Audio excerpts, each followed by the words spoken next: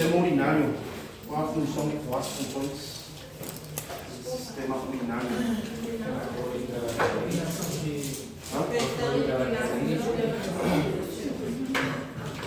Ele filtra o quê?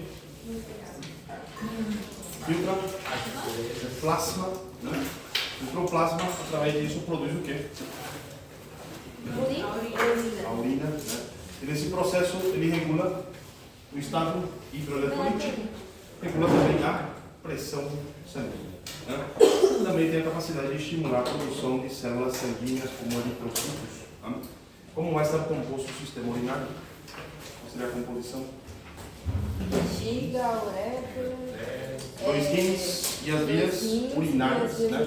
As vias urinárias incluem quais? Professor, rapidinho, qual a diferença de uretra para uretra?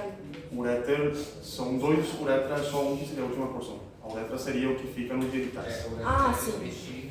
Isso. Dois uréteres, uma bexiga e uma uretra. Hoje vamos começar pelos rins ou os riñones. Quais são as funções do rim? Filtrar O sangue, que falamos? Né? desejos, Filtrar o plasma, produzir a urina, regular o estado hidroeletrolítico, regular a pressão sanguínea também e produz um hormônio. Que hormônio? é isso que eu ia falar. Aquelas glândulas suprarrenais, elas são... Não formam parte do sistema. Não, isso que eu ia Formam falar. parte do sistema endócrino. Isso que eu ia falar que eu tava com... Qual hormônio produz o rim? Ou seja, o hormônio que o rim produz, que estimula a produção de eritrocitos, eritropoietina. O rim produz eritropoietina. Qual a função da eritropoietina? Estimula a produção de eritrocitos. Onde? Onde é produzido os eritrocitos? Não, os eritrocitos. Oxe, peraí. A eritropoietina, ela vai... Ela é produzida no rim e estimula o órgão a produzir eritrocitos. Mas ela não é na medula óssea, dentro dos ossos que tem Sim, a medula óssea seria o órgão encarregado da produção de células sanguíneas. Né? Agora vamos à parte histológica do rim. Qual seria a composição? Que tipo de órgão? É um órgão maciço, perfeito. Então ele vai estar composto por estroma e páreas.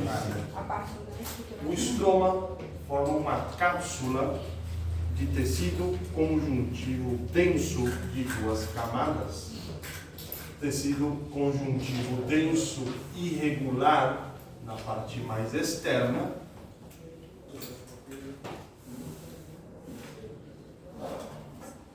E miofibroblastos na parte mais interna. Então, o nosso rim tem uma cápsula de duas camadas. Camada externa, tecido contíguo denso e irregular. Camada interna, composta por miofibroblastos.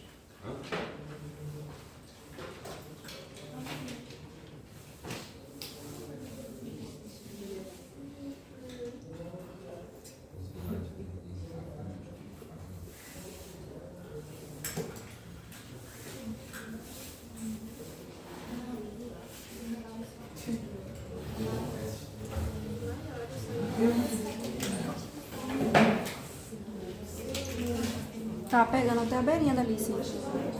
Só viu que tem uma partezinha do corpo que tá pegando, se tu vier, quem vai pegar? Nem gosto de ver isso.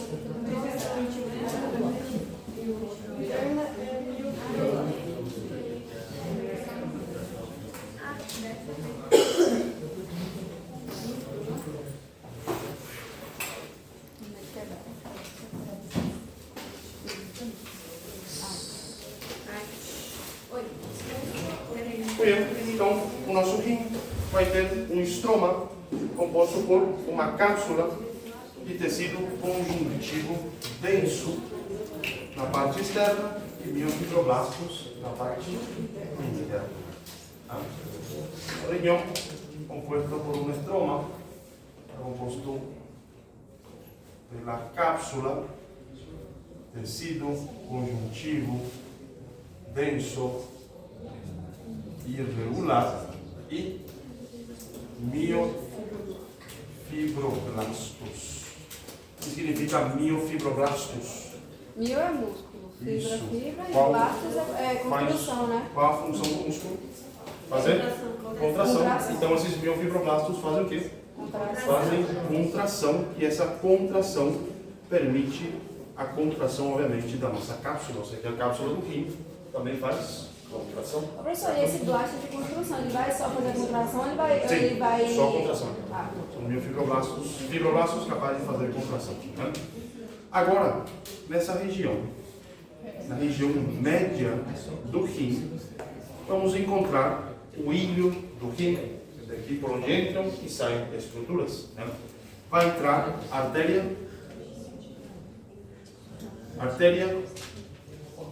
renal, vai sair o quê?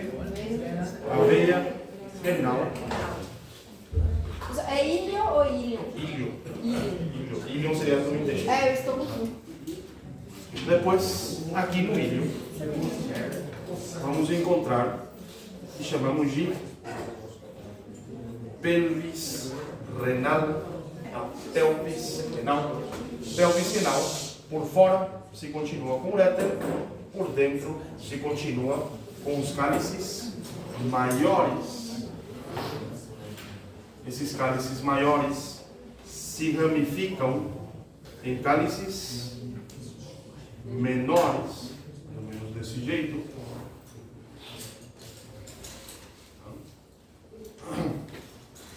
Isso segundo o Pós. Segundo o Gênesis, primeiro temos o seno renal e depois os cálices maiores e os cálices menores. Qual que você considera mais certo dos dois?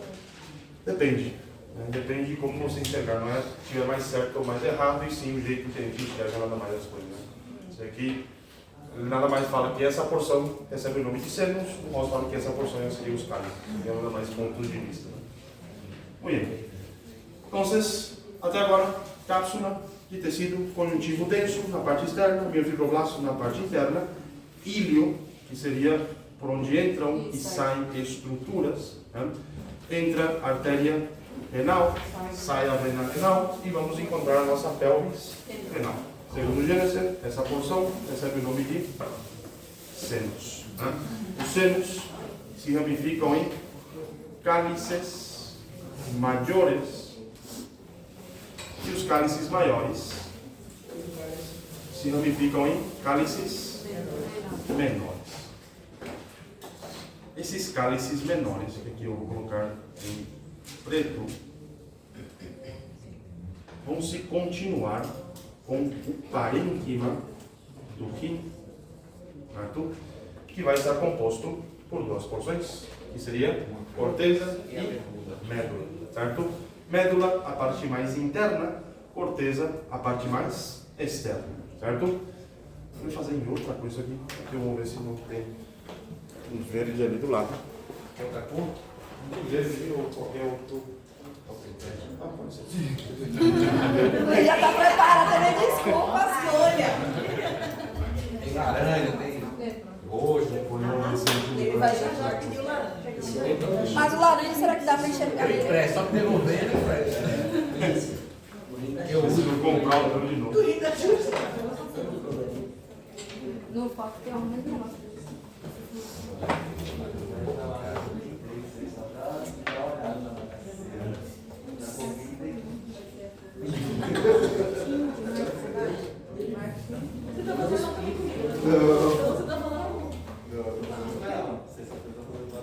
Foi só não? Pirâmides. Então, como está composto o nosso parênquima, vai estar composto por uma parte mais interna, que recebe o nome de médula, uma parte mais externa, que recebe o nome de corteza. Né?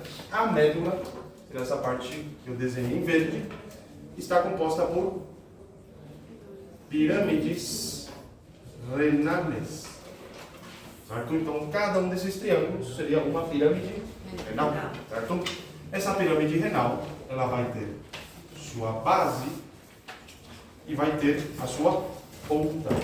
A sua ponta recebe o nome de papila renal.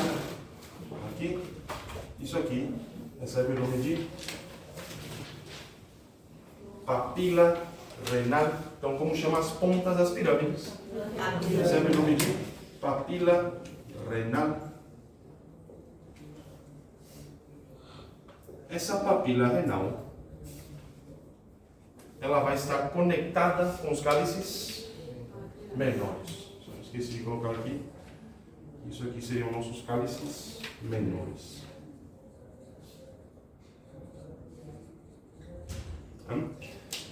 Essa região, onde ela tem contato com os cálices menores, vamos ter uma zona cheia de furos, que recebe o nome de zona cribosa. Seria por onde sai a urina. A urina sai pela zona cribosa, entra nos cálices menores, cálices maiores, secos, pelvis, ureter, bexiga, uretra, né? Muito bem. Então, essa região de contato com os cálices menores recebe o nome de zona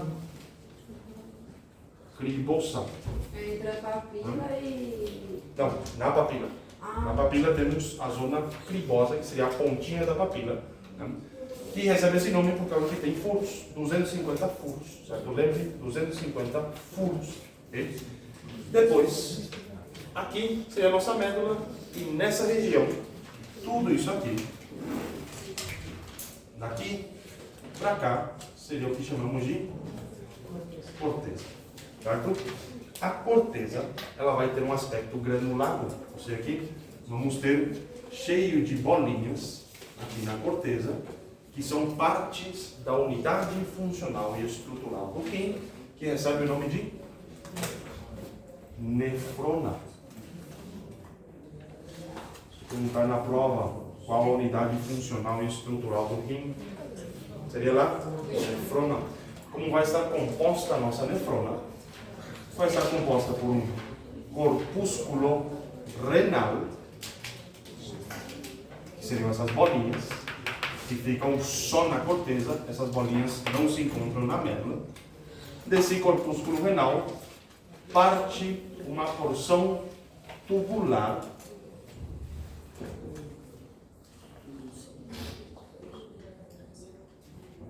junto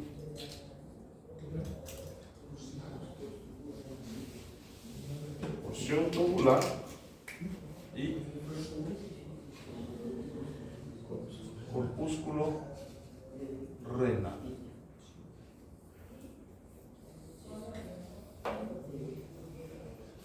Muito bem.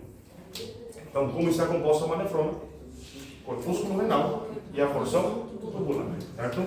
Vamos colocar aqui um corpúsculo renal. Vamos supor esse aqui seja o nosso corpúsculo. Vou fazer mais para o lado. Esse aqui seria o nosso corpúsculo. Do corpúsculo sai o quê? A porção tubular que vai para a médula e volta de novo para a corteza, certo? Onde vai desembocar. Agora talvez eu use outra coisa, seria bom. Você só vê se fica visível. Depois você me devolve no final. Aê, amor. Já tem? O vermelho também já tem. Aqui já tem vermelho e o preto e azul. Esses tubos da nefrona vão desembocar no que chamamos de tubos ou túbulos coletores, certo? Esses tubos coletores começam na corteza e vão terminar onde? Aqui, na médula. Terminam se fusionando com outros tubos coletores e formam um conduto que é chamado de conduto papilar, que vai desembocar onde? Na papila, certo? Na papila, mais especificamente na zona cribosa. Lembram dos 250 furos? São 250 condutos papilares, que são resultado da fusão de dois tubos coletores. Ou seja, se temos 250 condutos papilares, quantos túbulos coletores temos? 250? 250 condutos papilares. Quantos túbulos coletores temos? 250. Tubo. Não. Dois túbulos coletores formam um conduto papilar. Então, se temos 250 condutos papilares, quantos túbulos coletores Vai temos? dividir por 2 então? 500 túbulos coletores, também que são de humanas. Então, dois túbulos coletores se juntam para formar um conduto papilar, certo? Conduto papilar desemboca onde? Na zona cribosa. Né? Temos 250 condutos papilares, equivalentes a 500 tubos coletores por pirâmide. Ou seja, que por pirâmide vamos ter 500 tubos coletores, 250 condutos papilares. Quantas pirâmides temos no parênquima? 6, 5, 3. É esquemático só. Não sei. Tem 6, tem mais 6. Na real, né? Seria de 8 a 18 em alguns livros, de 8 a 16 em outro. O mais comum é de 8 a 12 pirâmides renais, certo? Então, sempre acima de 8. De 8 a 12 pirâmides renais, geralmente. Né? Muito bem. Agora, vamos entrar na nossa nefrona, certo? Mas, primeiro, um pequeno repasso. Falamos então o rim, como está composto. Estroma e parênquima. Estroma forma uma cápsula de tecido contíguo, com miofibroblastos, tecido contíguo denso. Né? Temos o ilho, onde entra a artéria renal, sai a veia renal. Temos a pelvis renal, que se continua com os cálices maiores. Cálices maiores se ramificam em cálices menores. E os cálices menores estão em contato com a parte interna do parênquima, que recebe o nome de pirâmides renais, que formam o quê? Formam a médula. Né? Como estão compostas as pirâmides renais? Tem a base e tem a ponta, que recebe o nome de papila renal. Como chama a zona da papila renal? Conduto desemboca na zona cribosa. Condutos papilares, que seria conduto papilar. E esses condutos papilares são resultado da fusão de dois tubos coletores. Para que servem os tubos coletores?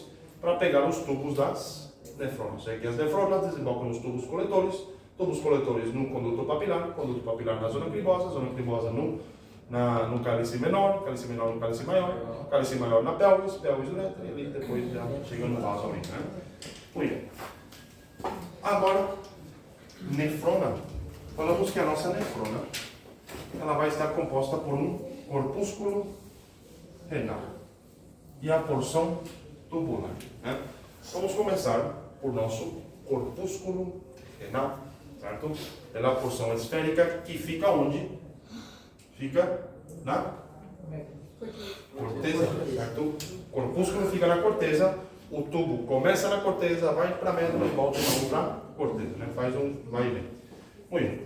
Isso aqui seria, vamos supor, o nosso corpúsculo, ele vai estar composto por uma cápsula que recebe o nome de cápsula de Bowman, tá? Cápsula de Bowman, que tem dois polos, um polo urinário, que se continua com os tubos das nossas nefronas. Esse aqui, o polo urinário, se continua com a porção tubular da nossa nefrona. Aqui seria o tubo que se encola. E desse lado, teríamos um polo vascular. Então, nosso corpúsculo tem dois polos, um polo vascular e um polo urinário. O polo urinário se continua com a porção tubular. Está torto. Vou fazer de novo. Professor, licença, você pode repetir, por favor? Fiquei confuso. Sim, é uma esfera. Tem dois polos. Um polo urinário, que se continua com os tubos. Aqui seria polo urinário e para cá seria polo vascular. Polo urinário se continua com os tubos. Até agora, basicamente isso. Depois vamos para o polo vascular.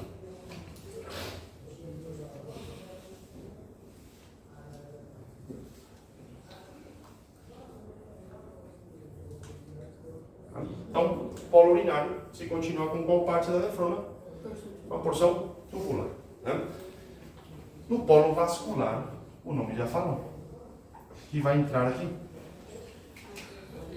Vascular, vascularização, vão entrar vasos sanguíneos vão entrar no caso arteriolas, que são chamadas de arteriolas aferentes. Professor, Certo? é aferente quando adiciona. Quando entra. Quando... Sim, eferente quando sai. Tá? Então, a arteriola aferente entra pelo corpúsculo, pelo polo vascular, tá? E se ramifica em capilares fenestrados. Se ramifica em capilares fenestrados que formam um emaranhado de capilares.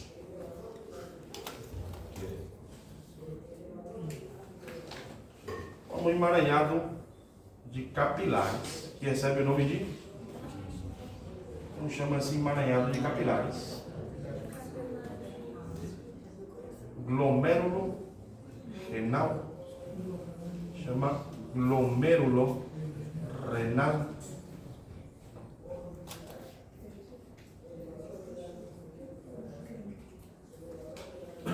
Então aqui vamos ter um pequeno emaranhado de capilares que recebe o nome de glomérulo renal, certo? Então aqui serve o glomérulo renal, basicamente para tirar o sangue de dentro desses capilares e levar para esse espaço que seria o que chamamos de espaço urinário, ok? Muito bem.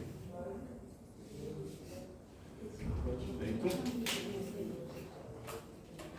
Isso aqui então seria nosso glomérulo renal.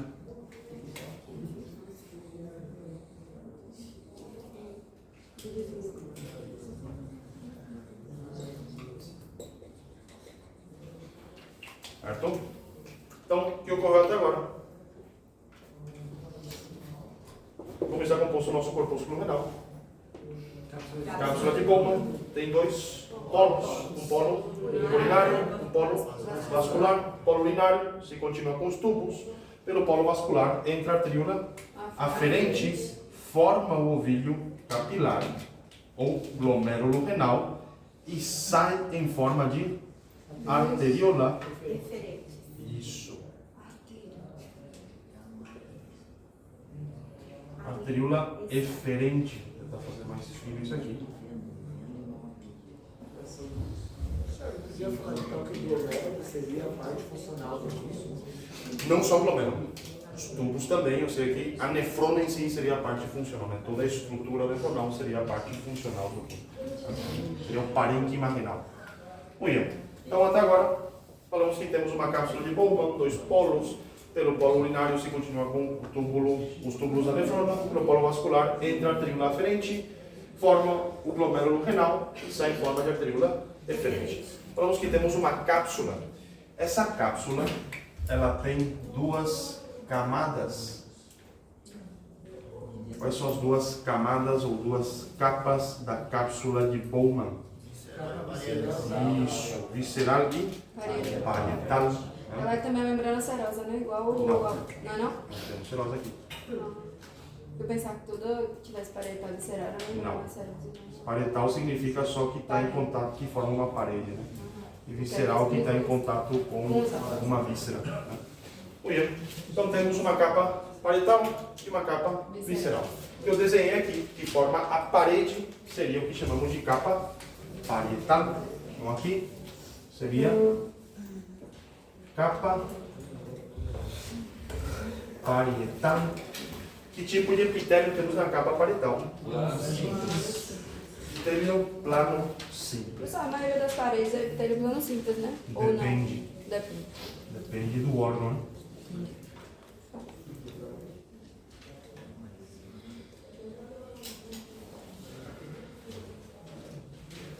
Então, nossa capa parietal seria que tipo de epitélio?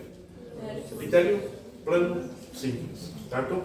Esse epitélio plano simples, ele se dobra aqui no polo vascular. Você que a capa parietal se dobra e entra para dentro do próprio corpúsculo e forma o que chamamos de capa visceral, certo? É a nossa capa visceral. Como vai estar composta a capa visceral?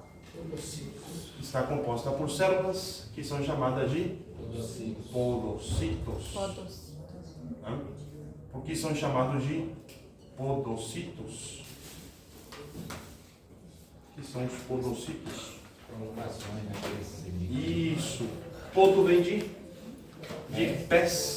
Né? Ou seja, que são células que possuem prolongações citoplasmáticas semelhantes a pés. Né? Aí não parece pé, parece um tentáculo. Como é o nome? Qual? Podocitos.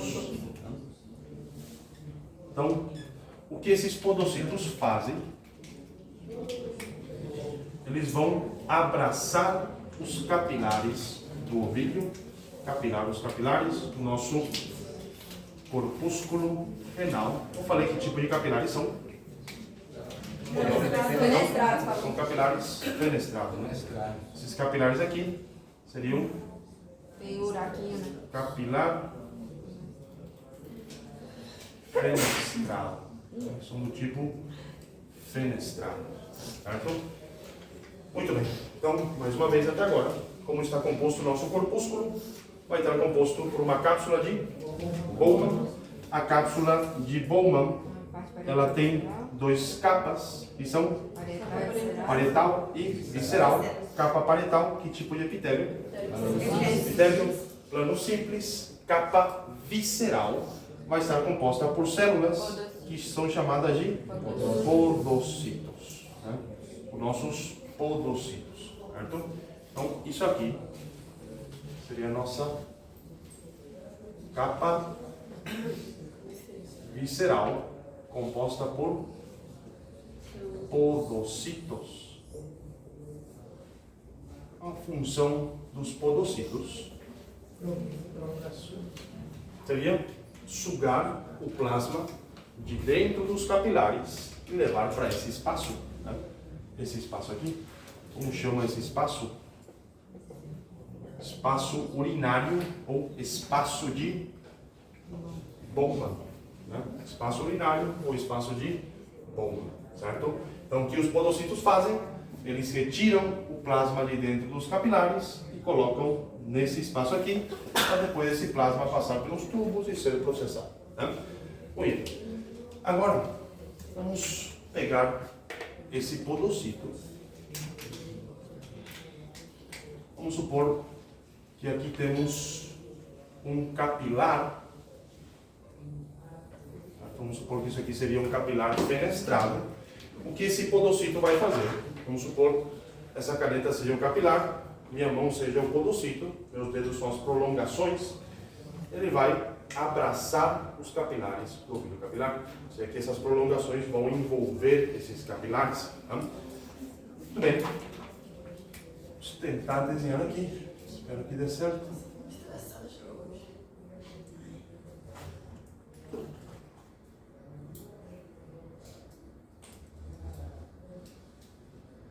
Eles têm, na verdade, prolongações citoplasmáticas primárias, que são essas daqui, que eu desenhei, que são meio que dois braços.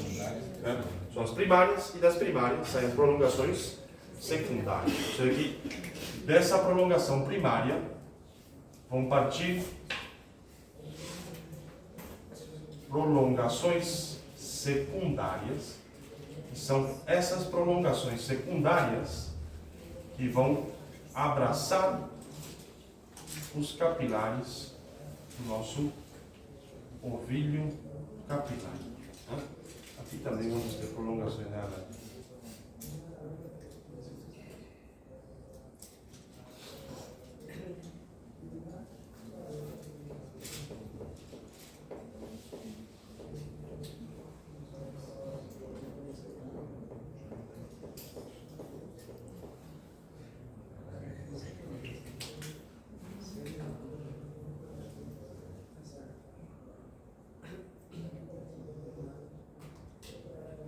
Aclarar que isso aqui seria o nosso vaso sanguíneo, seria o nosso capilar do tipo fenestrado. O que esse podocito faz? Ele abraça esses capilares, certo? Para quê? Para formar uma barreira. Como chama essa barreira? Como chama essa barreira? Barreira de filtração glomerular. Aqui se forma uma barreira de filtração glomerular. Para que serve essa barreira de filtração glomerular? O podocito cumprir sua função, que seria sugar, né, filtrar o plasma de dentro dos capilares. Né? Muito bem. Só para não confundirem aqui. Vamos achar aqui continuação do arteriolar aferente, né? Isso seria uma ampliação, mais ou menos, disso aqui. Ó. A gente ampliou isso aqui. Né? Muito bem. Agora, como estaria composta essa barreira de filtração glomerular? Vai estar composta de forma bem simples. Né? Depois vamos complicar. Capa visceral da cápsula de Bowman, membrana basal glomerular e os capilares fenestrados, certo? Então, como estaria composta a nossa barreira de filtração glomerular? Capa visceral. Estaria composta pela capa visceral, né? Membrana basal glomerular e capilares fenestrados. Mas essa capa visceral é do... Essa aqui, os podocitos, a mesma capa, né? Seria a capa visceral da cápsula de Bowman. Né? Essa capa visceral, como está composta? Podocito? Está composta por podocitos. Né? Só que a barreira não é formada só pelos podocitos. A barreira seria formada pelas prolongações secundárias dos podocitos, ou seja, que os braços dos nossos podocitos e o espaço que temos entre esses braços, entre esses tentáculos. Esqueci de falar que as prolongações desse podocito, essas prolongações que ele faz, são chamadas de pedicelos. Então, o que abraça os capilares são os pedicelos e o que forma a barreira de filtração glomerular são os pedicelos dos podocitos. E o espaço entre esses pedicelos. Bien. Depois, abaixo do nosso podocito, ele é que tipo de célula? Tecido contínuo, nervoso. Tipo de célula? Membrana basal? Não? Sim, vamos estar lembrando, não. Mas que tipo de célula seria o podocito?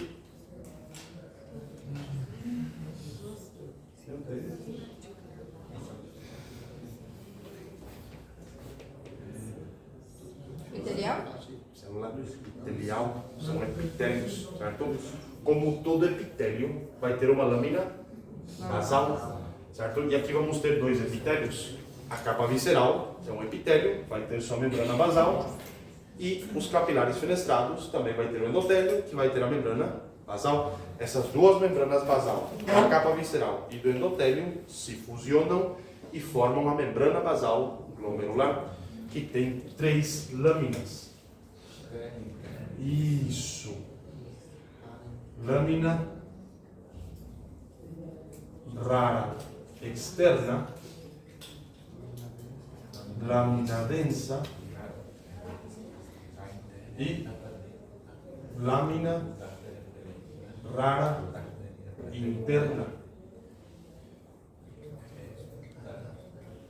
Lâmina rara externa, lâmina densa e lâmina rara interna. Aqui seria basicamente a fusão. Lâmina rara externa seria a parte da capa visceral, lâmina rara interna seria a parte do endotélio E a lâmina densa seria justamente onde essas duas lâminas se encontram, por isso é lâmina densa. A rara interna seria a parietal, teoricamente. É porque a visceral é a externa. Isso. A externa seria, não a parietal, não confunda com a capa parietal. Não. Seria basicamente aqui, seria o endotélio, aqui embaixo Uma temos... membrana basal que vai se fusionar. Aqui embaixo temos os nossos capilares fenestrados, que vão ter que tipo de epitélio? Epitélio plano simples, que recebe o nome de endotélio. Né? Aqui temos o nosso endotélio, então seria desse jeito.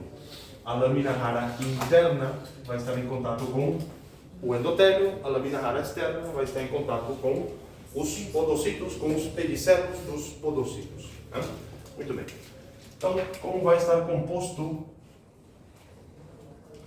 a nossa barreira de filtração glomerular? De forma simples, capa visceral, membrana basal glomerular e os capilares fenestrados.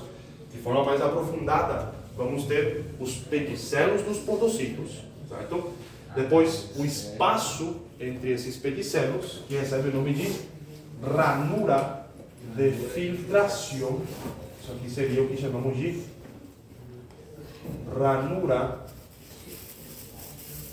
de filtração. Né? E depois, abaixo dos pedicelos, temos a membrana basal glomerular, que tem as três lâminas, lâmina rara externa, interna e lâmina densa no meio. Né? E por último, o endotélio dos capilares fenestrados. Isso compõe a nossa barreira de filtração glomerular. Aqui falta um detalhe, que é nesse espaço, que é desse jeito. Mais uma vez, esse aqui seria o nosso capilar. Aqui minha mão seria o podocito, vou colocar só 2 dedos. Esses 2 dedos seriam os pedicelos. Esse aqui seria a ranura de filtração. Na ranura de filtração se estende de novo uma membrana, que é chamada de membrana da ranura de filtração, que vai estar composta por nefrinas. Então, aqui nesse espaço se estende membranas compostas por nefrinas, que impedem a passagem de proteínas, geralmente. Isso aqui, do plasma, daqui de dentro, não pode extravasar proteínas. Porque são moléculas muito grandes. Isso, porque são muito grandes para a ranura mesmo, e também a nefrina já ajuda a manter mais essas proteínas ali dentro. Exatamente. O que acontece se passar a proteína aqui? Aí o cara tem proteína.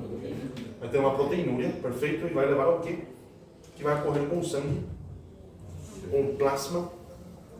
Temos uma proteinúria, se perdermos proteínas, o que ocorre com a pressão oncótica. E vai ocorrer o que com o plasma? Vai extravasar para o terceiro Vai dar espaço. tipo... Vai dar edemas. Edemas principalmente nos membros. Isso aí, quando acontece, quando a albumina tá... Como? A gente tem que repor a albumina. Isso, se repor a albumina no caso, em casos extremos, porém, obviamente, é preciso resolver o problema que está causando a proteinúria também. Né? Nesse caso, pode ser desde uma glomerulonefrite, inclusive uma falha renal aguda ou crônica que possa levar a essa perda de proteína. Né? Muito bem.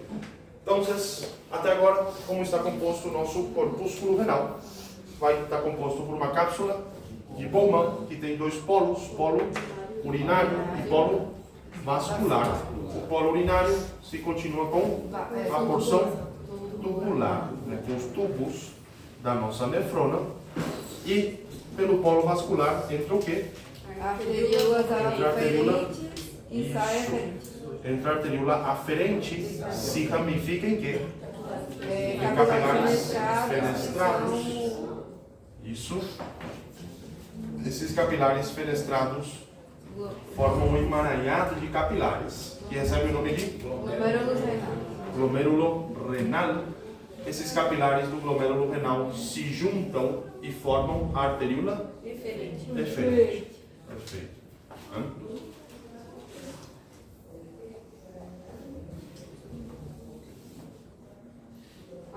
Entra uma aferente e eles se juntam e formam a aferente. Isso, os capilares no caso, né? Beleza?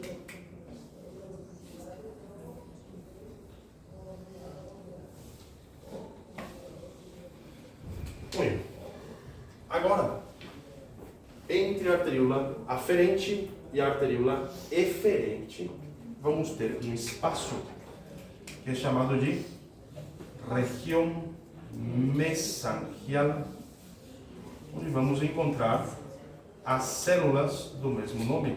Como chamam? Células mesangiais. Como é mesangiais? Mesangiales.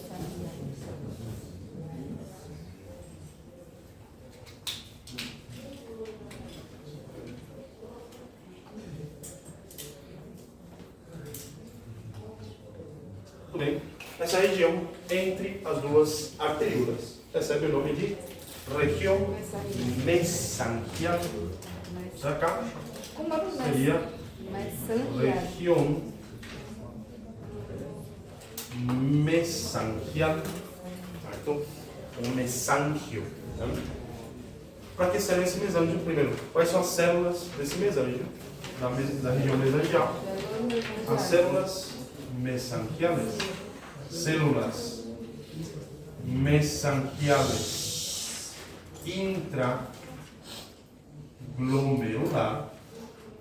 E se temos intraglomerular, temos extraglomerular. Aqui temos células que se encontram mais para dentro do glomérulo e células que se encontram mais para fora do glomérulo. As células mesangiais extraglomerulares também são chamadas de células de lacis. Células de lacis. Okay? Muito bem.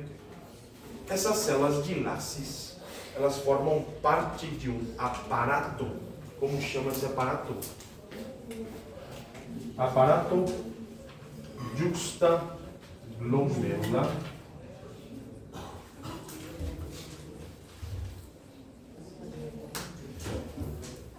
Isso é como se fosse aquele citoplasma juxtaglomerular, aquele aparato que fica entre os glomérulos? Não, é um aparato que controla o sistema renina, angiotensina, aldosterona. Então, o aparato juxtaglomerular, ele vai estar composto pelas células de lacis. Aqui no polo vascular vai passar um tubo, certo? Esses tubos, como podemos ver, eles começam aqui na corteza, se enrolam, vão para a médula e voltam. Quando voltam, esses tubos, eles passam pelo polo vascular da mesma nefrona. Okay? Esse tubo que passa aqui, né? Aqui no polo vascular, vou arrumar isso aqui. Os tubos que passam pelo polo vascular são chamados de mácula densa. Então aqui, no polo vascular, vamos ter o que chamamos de mácula densa. Mas o que seria mácula? Seria uma região engrossada. Mácula densa, que seria basicamente a porção tubular que passa pelo polo vascular. Muito bem. Então, atrás da região mesangial, vamos ter a mácula densa. O que seria a mácula densa? Seria o tubo da nossa mesma nefrona que passa pelo polo vascular e a transição na verdade de um tubo. Depois vamos ver melhor isso. A mácula densa também forma parte do aparato juxtaglomerular. Aqui vamos ter mácula densa, células de lacis e vamos ter uma célula que é chamada de célula juxtaglomerular. Certo? O que seriam? Já sabemos o que são a mácula densa. Mácula densa é um tubo que passa pelo polo vascular. Células de lacis são células mesangiais extraglomerulares. Célula de lacis são células mesangiais extraglomerulares. E a célula juxtaglomerular seria o quê? Seria a nossa célula juxtaglomerular. São células musculares lisas da arteríola aferente. Ou seja, que as células juxtaglomerulares são células musculares lisas, obviamente, porque é músculo liso que temos aqui, da arteríola aferente. Essa célula Certo? de laços é o que você falou? São células mesangiais extraglomerares. Então, célula justaglomerular seria o quê? Células musculares da arteríola aferente. Vamos colocar aqui. Células musculares da arteríola aferente. Vou colocar liso porque devem saber que é músculo liso mesmo, né?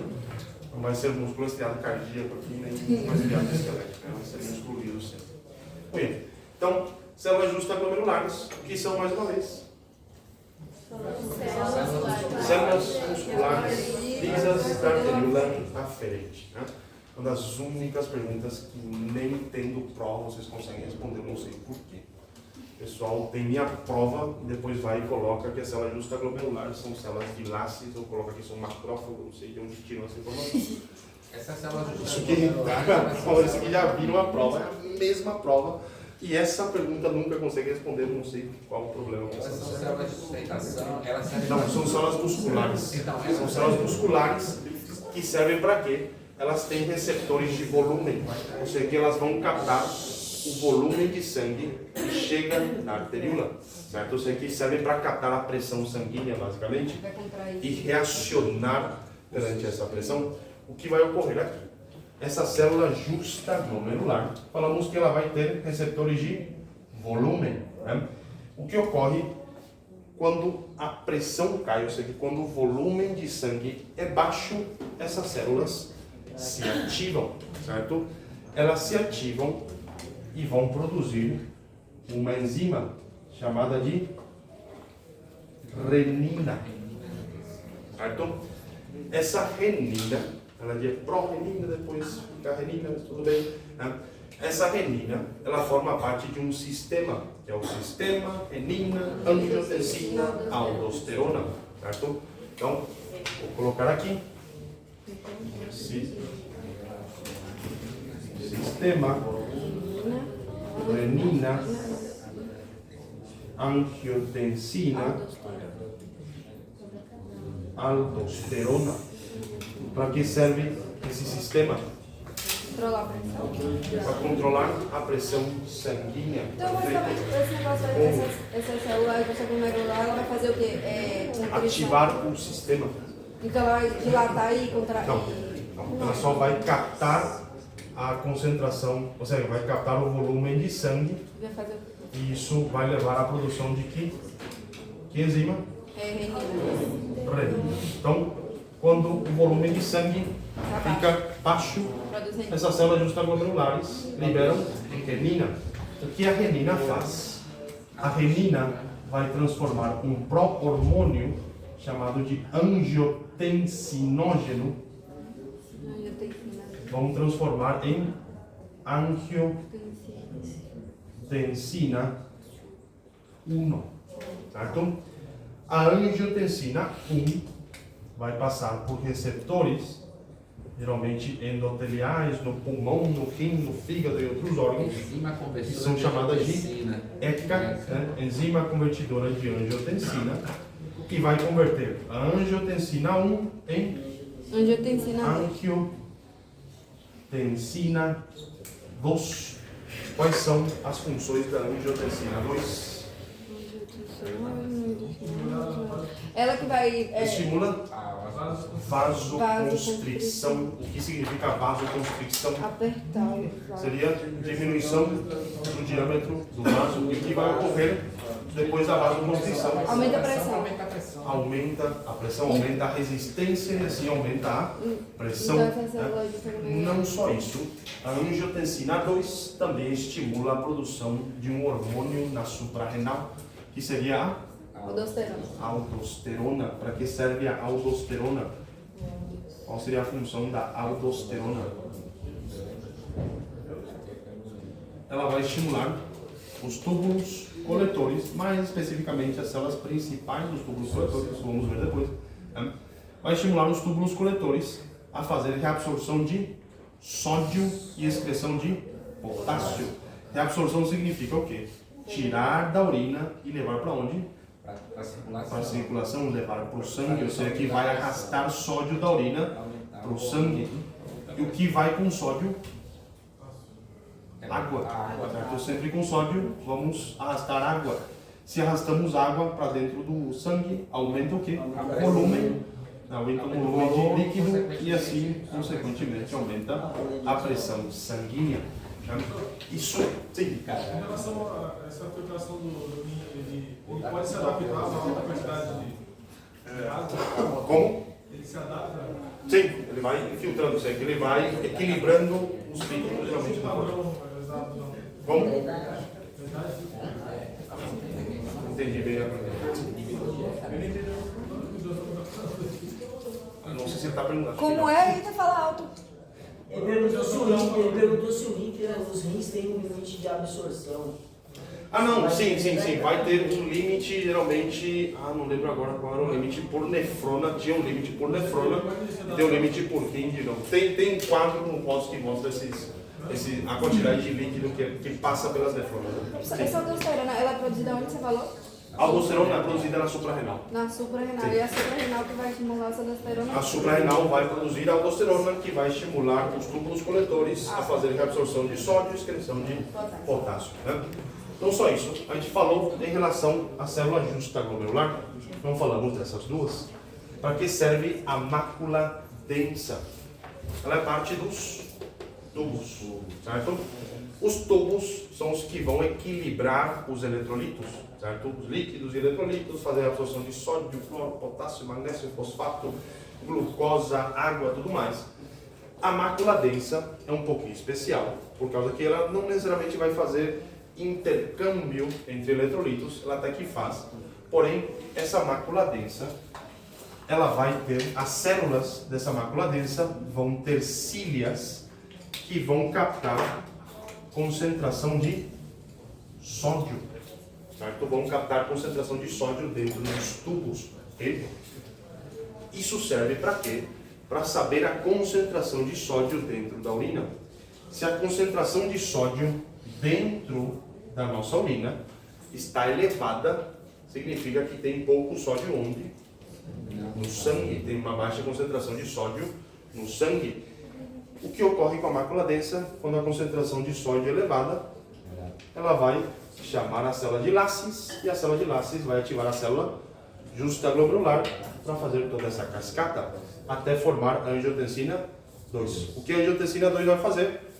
Vasoconstricção e depois estimula a produção de aldosterona para fazer o quê? É a absorção de sódio, ou seja, tirar o sódio da mácula densa, dos tubos, né, não só da mácula densa, e levar de volta para o sangue. Então temos duas formas de ativar esse sistema. Um seria pela baixa de volume de sangue, outro seria pelo aumento na concentração de sódio. Eu entendi o resto, só que a mácula densa no início ela faz como você falou, só essa parte. Ela serve para captar a concentração de sódio. Tá. Ela é sensível ao sódio. Tá. Ela é como se fosse o final do ciclo. Não. Ela seria inclusive na metade do tubo. Ah, Ela só serve para captar a concentração de sódio. Só isso. Né? Professor, Sim. nesse caso aí agora, no seu jogador né, meio fisiológica, fisiologia, isso daí não vai ter efeito direto na injeção de sangue cardíaco. Como? Isso daí não vai ter um efeito direto na Tem. injeção cardíaca. Não, obviamente, diretamente, porém sim vai ter efeito Mas na injeção vai na cardíaca. parte de extensão. Isso, mas olha, seria dizer, eu expliquei isso aqui justamente para que tentem fazer essa relação, principalmente com hipertensão arterial crônica. Né? Qual um dos fatores principais da hipertensão arterial crônica? Além do sedentarismo, estilo de vida e tudo mais, temos o consumo alto de sódio, consumo alto de sal, certo? O que ocorre na hipertensão crônica? Se a pessoa consome muito sal, ela vai manter uma concentração de sódio elevada dentro da mácula, dentro dos tubos em geral, não só da mácula, dentro dos tubos, dentro da urina vai ter muito sódio, não significa que no sangue tenha baixo sódio, certo? Também está com uma concentração elevada de sódio, porém a mácula densa não sabe como está o sangue, a mácula densa sabe como está dentro da urina. Então, quando o sódio aumenta, a mácula densa se ativa o sistema renina, angiotensina, aldosterona, né? E faz o quê? estimula a vasoconstricção, só que a pressão não estava baixa. Aí ela estimula para a absorção de sódio. E olha só o que acontece. Se a pressão estava normal, 12/8, né, ela se atualizou para 11, né? Se a pressão estava normal, esse vaso vai fazer contração. Ele vai tentar apertar esse líquido que já está com uma pressão normal. E ali a pressão vai aumentar, certo? Só um segundinho. A pressão vai aumentar. E depois o que ocorre quando a pressão aumenta, esses vasos vão começar a se modificar, vão começar a se remodelar perante essa pressão, certo? Por quê? Por causa que a pressão está muito elevada e lógica básica de músculo, se você fizer muito exercício, o músculo cresce. A mesma coisa com uma artéria. Se a artéria fizer muita força, a parede da artéria vai engrossar. E não só isso, o que ocorre quando a aldosterona entra em jogo é a absorção de sódio, aumenta a entrada de líquido dentro do sangue, aumenta mais o volume, aumenta mais a pressão. Imaginem isso de forma crônica, certo? Isso vai levar a que esses vasos se engrossem e não tenham mais elasticidade. E a partir daí se estabelece uma hipertensão arterial crônica e ali vai ter efeito já no coração, certo? Porque ali os seus vasos periféricos estão basicamente, né, engrossados ou estenosados e isso vai modificar totalmente o fluxo de sangue. Isso aí vai fazer uma fração de sangue diminuída de Isso, exatamente. E ali o coração, para tentar manter tudo mais, a pressão sanguínea vai começar a se modificar também e ali vai levar já a efeitos cardíacos. Eu sei que a hipertensão crônica não é uma doença cardíaca, mas leva a consequências cardíacas, inclusive insuficiência cardíaca. Né? Isso aqui, essa hipertensão, esse pequeno bug no sistema renina, angiotensina, aldosterona, pode levar a repercussões cardíacas graves, né? Para toda a vida, inclusive. Tanto que um dos primeiros antipertensivos, Como? um dos primeiros antipertensivos são os inibidores de enzima de conversão de angiotensina, né? Se entenderam isso aqui, essa era justamente a minha intenção.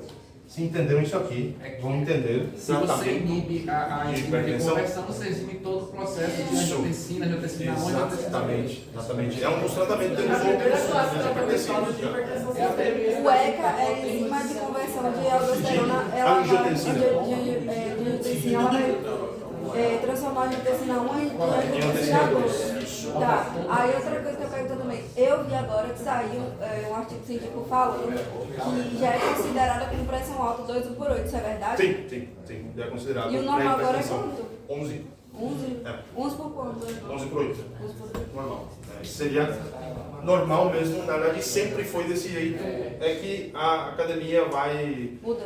Isso, vai se modificando conforme a sociedade mesmo. Então, agora, hoje em dia, na sociedade atual, 12/8 já é considerado pré-hipertensão, ou hipertensão, inclusive. Isso já é alterado, é considerado alterado, principalmente se está oscilando ali, já é uma alteração. 14 por 10. Eita! O meu, se eu também tenho hipertensão. Sim, já tenho hipertensão. Presente nos familiares. Também presente nos familiares da terqueza, então também não trato. Pressão, ele é Esperar hereditário? chegar alguma complicação para depois. Sim, tem fator hereditário, tem fator genético e o fator, obviamente, ambiental, que no caso seria A alimentação. comida, Isso. cerveja. Muito bem. Certo? Então, até agora, como está composto o nosso rim? Estroma, parênquima, estroma, cápsula de tecido conjuntivo denso com miofibroblastos. Né? Na região média vamos ter o ilho, onde entra a artéria renal, a veia renal, a pelvis. Né? A pelvis por dentro se continua com os cálices maiores se ramificam em cálices menores. Cálices menores vão ter contato com as pirâmides renais ou pirâmides de Malpighi, também pode ser chamado. Né? Essas pirâmides têm a ponta, que é chamada de papila renal, onde temos a zona cribosa. Que conduto desemboca na zona cribosa? Conduto papilar, que é resultado da fusão dos tubos coletores. Os tubos coletores são a desembocadura dos tubos das nefronas. Né? Agora, como está composta uma nefrona?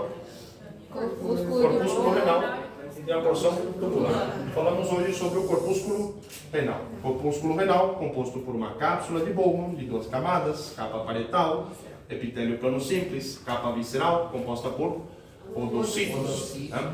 Esses podocitos formam uma barreira de filtração glomerular, composta basicamente pela capa visceral, membrana basal glomerular e capilares fenestrados. Então falei que pelo polo vascular entra a arteríola aferente, forma o glômerulo renal e sai em forma de arteríola eferente. Como chama a região entre as duas arteríolas? Região mesangial, né? Onde temos as células mesangiais intra e extraglomerulares. Quais são as células de Lasses? Extraglomerulares, que formam parte do aparato justaglomerular, composto pela mácula densa, células de Lasses, células justaglomerulares, que servem para ativar o sistema renina, angiotensina, aldosterona, que regula a pressão sanguínea, o principal regulador da pressão sanguínea. Temos outros mecanismos, mas esse aqui seria um dos principais. Né? Que horas são? Dá para entrar nos tubos? Não. Não vai. Até aqui então, por hoje. Na próxima, vamos para a porção tubular e vascularização do rim. Só foi esses dois? Sim. Só onde eu sei. Aqui tem mais, porém não é desse tipo não. Não, esse aqui eu uso em casa com o meu pai para estudar.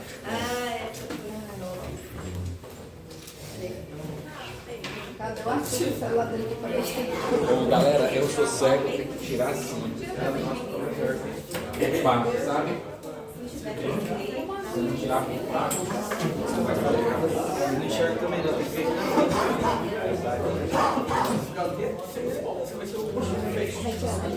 William, Marlalita, Alana, Presente. Andrei, Presente. Arthur, tá? Bruna, tá, Bruna? Você vai mandar no grupo? Não. Eu tô tentando tirar ainda não consegui tirar. Daniel, Davi, presente. Fernanda, Fernando, Gisele, Anon, Kinder, Salene, Janaína,